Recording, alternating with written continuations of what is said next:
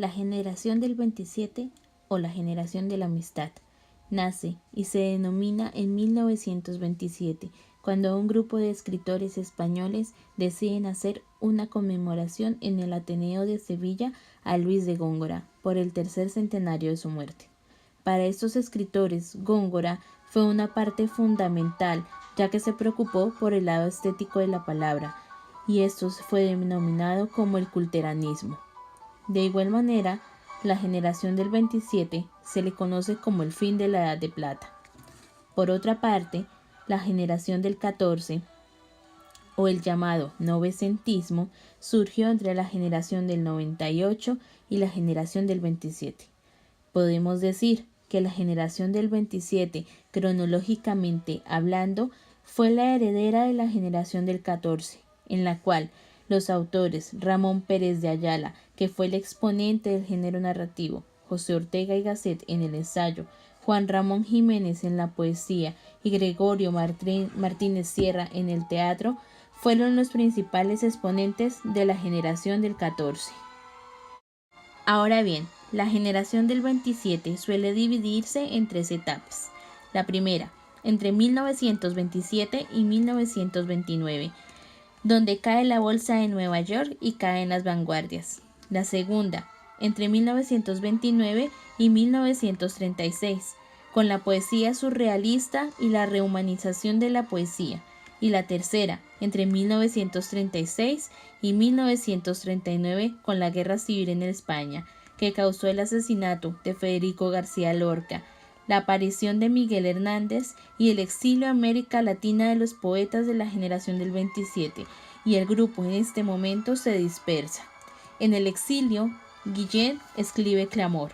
En esta obra, en la que se aleja de la poesía pura, aparece el tema de la patria perdida. En esta etapa también se refleja la angustia existencial y las preocupaciones éticas y sociales. En Europa, tras finalizar la Primera Guerra Mundial, se creó la Sociedad de las Naciones y tenía el objetivo de evitar los conflictos de esta magnitud, pero no lo logró. Por otro lado, el Imperio ruso se convirtió en la Unión Soviética y fue la primera nación gobernada por el proletariado, tras la sangrienta Guerra Civil Rusa. Y se ve claramente el crecimiento del comunismo y la anarquía. Las dictaduras se expandieron por el sur de Europa. Como consecuencia de esto, el socialismo va tomando fuerza en Alemania y Hitler lentamente va tomando el poder, dando así el paso a la Segunda Guerra Mundial.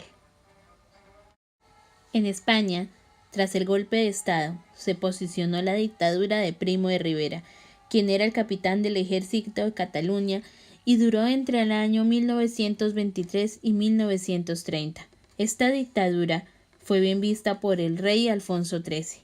Se dice comúnmente que la dictadura de Rivera estuvo llena de luces y de sombras. Luces porque creó la mejora en las carreteras y el ferrocarril, y sombras porque al fin y al cabo fue una dictadura impuesta, es decir, a la fuerza. Las diferencias entre liberales y conservadores se van incrementando. El partido carlista combate al liberalismo y defiende a la monarquía y a la Iglesia. Los republicanos y monárquicos se enfrentan y terminan por declararse la Segunda República Española. Pero esto no termina el enfrentamiento, sino que termina ocasionando la ruptura política y social de España e iniciando la Guerra Civil, en la cual murieron miles de personas. Esta época, dominada por las transformaciones y el progreso en el contexto cultural, la búsqueda de lo nuevo convivía con la permanencia del pasado, rechazo de la máquina y aceptación de las nuevas tecnologías. Existía una agitación social y anarquismo a la par que la consolidación de los valores de la cultura burguesa. Además, la crisis arte-sociedad se evidenciaba siendo la característica que conlleva la vanguardia. El término ismos hace referencia a diversas tendencias como el expresionismo, el cubismo, el futurismo, el dadaísmo, el ultraísmo, el creacionismo y finalmente el surrealismo, que se caracterizaba por la mezcla de objetos, sentimientos y contextos que la razón tiene por separado. Este fue el movimiento que más influyó en la poesía española y tiene origen francés. Las principales figuras de la pintura española fueron Salvador Dalí, quien expresaba los sueños y deseos y los plasmaba casi de forma fotográfica. Su principal y más famosa obra fue El reloj blando, de 1931. Otro exponente fue Pablo Ruiz Picasso, quien usó el cubismo, y su cuadro más representativo fue el Guernica, de 1937. En la arquitectura, Antonio Gaudí fue uno de los principales exponentes del modernismo, y su construcción más famosa fue el Parque Güell, fundado en 1926. El representante de la música y usando el movimiento del nacionalismo musical fue el compositor Manuel de Falla, y una de las composiciones más representativas fue Amor Brujo, de 1915. En España, la Residencia de Estudiantes de Madrid fue un centro fundado en 1910 y hasta 1936 fue el primer centro cultural de España y una de las experiencias más vivas y fructíferas de la creación, el intercambio científico y artístico de la Europa del siglo XX. En la residencia se proponía complementar la enseñanza universitaria mediante la creación de un ambiente intelectual y de convivencia adecuado para los estudiantes. Sus características fueron propiciar un diálogo permanente entre ciencias y artes y un centro de recepción a las vanguardias internacionales. En la primera época de la residencia coincidieron y se hicieron grandes amigos tres figuras importantes del siglo XX: el cineasta Luis Buñuel, el poeta Federico García Lorca y el pintor Salvador Dalí. Por otro lado, en 1923, José Ortega y Gasset fundó la publicación de la Revista de Occidente, la cual tenía corrientes más innovadoras dentro de la creación artística y literaria. En España y en el mundo hispanohablante, las palabras libro de bolsillo siempre estarán asociadas a la colección austral. Ortega, junto a la editorial Espasa Calpe, fueron pioneros en la colección de bolsillo español. En 1937 se publicó el primer libro de esta colección austral, con La rebelión de las masas de Ortega y Gasset. Austral tenía como estrategia hacer frente a una España sumergida en la guerra. Esto permitió la expansión cultural y a un muy bajo precio.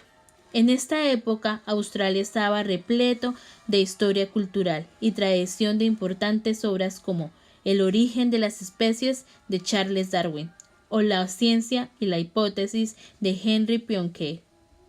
Por lo tanto, claramente, Gasset fue un promotor de cultura en dicha época. Al mismo tiempo, fue profesor de filosofía en la Universidad Central. A diferencia de la generación del 98, que tenía ciertas características como el idealismo, la intensificación de las corrientes irrelacionistas europeas, el sentido de la sobriedad, la generación del 27 tenía el vanguardismo, la influencia de las corrientes extranjeras, la poesía pura, etc. Pero, ¿se puede considerar a la generación del 27 como una generación o simplemente es una etiqueta para agruparlos? Para contestar a esta pregunta, nombraremos las características que tiene la generación de la amistad, además de las que ya hemos nombrado. En este caso, es mucho más evidente, ya que tenían en común una admiración por las soledades de Luis de Góngora. Y recordemos que todos los escritores del 27 estuvieron reunidos para homenajear a Góngora. Además, la antología de Guillén, quien era considerado uno de los poetas más clásicos de la generación del 27. Otras características que tenía la generación de la amistad era la tradición. Aunque estos escritores deseaban encontrar nuevas ideas, respetaban, no rompían con las tradiciones de aquella época y sentían admiración por el lenguaje, por las formas populares y en cuanto a la intención estética querían representar la realidad sin describirla, eliminando todo aquello que no fuera poesía. Los temas principales eran la muerte, el destino, el amor y los temas cargados de raíces populares. La generación del 27 tenía un estilo en el cual cuidaban la expresión lingüística, buscaban un lenguaje con una expresión profunda e íntima, llena de sentimientos, expresiones y emociones. Con respecto a los autores del 27, se dividieron por grupos, uno de poetas, otro los que se ocupaban de la prosa y otros del teatro. Dentro del grupo de poetas estaba Vicente Aleixandre. Sus temas principales eran el amor, una fuente ética de vida y de vitalidad, y le gustaba jugar con las partes del cuerpo humano, algo propio del surrealismo. Pedro Salinas, su tema central es el amor, y funde de forma peculiar lo intelectual con lo sentimental. Federico García Lorca fue asesinado por un escuadrón de la muerte fascista. Fue el poeta más célebre de la generación del 27 y usaba el surrealismo. Rafael Alberti fue un poeta virtuoso de las formas y militante comunista hasta el día de su muerte. Jorge Guillén se le conoce por ser el representante más claro del ideal de poesía pura dentro del grupo de la generación del 27. Luis Cernuda se integra plenamente al surrealismo español. Vicente Huidobro fue un poeta chileno y fundador del movimiento del creacionismo. De igual manera, en la prosa, Max Aub fue el escritor hispanoamericano por elección propia. Felipe Camino Galicia de la Rosa, conocido como León Felipe, y su estilo es el personalismo.